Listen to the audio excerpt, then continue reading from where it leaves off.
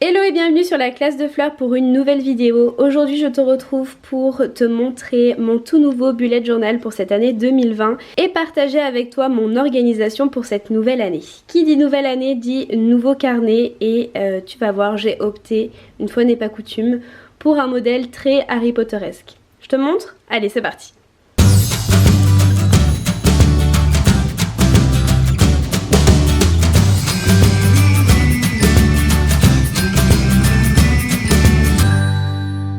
Pour mon budget de cette année, j'ai choisi ce trop joli carnet Harry Potter, donc plus précisément de Luna Lovegood, avec marqué Exceptionally Ordinary et un super joli design. Je ne l'avais jamais vu ce carnet jusqu'à une petite balade en Normandie et j'ai complètement craqué, donc je me suis dit que ça allait être mon budget de cette année 2020. Donc il s'ouvre très simplement.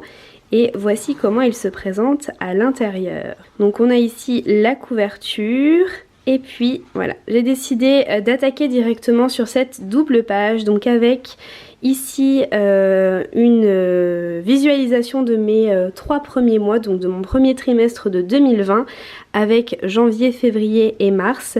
Je n'ai pas encore tout complété, mais je le fais au fur et à mesure. Donc j'ai opté pour quelque chose de très simple, avec un calendrier mensuel, une petite légende pour m'y retrouver, et puis quelques stickers qui viennent de chez Mr Wonderful.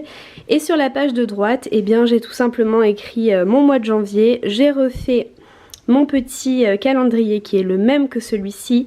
Et j'ai écrit mes objectifs, donc à savoir terminer la sélection Babelio 3e, donc terminer de lire les 40 livres de la sélection Babelio Ado+, ce qui ne va pas être une mince affaire, et puis organiser les prochaines publications sur YouTube. Voilà mes objectifs pour le mois de janvier.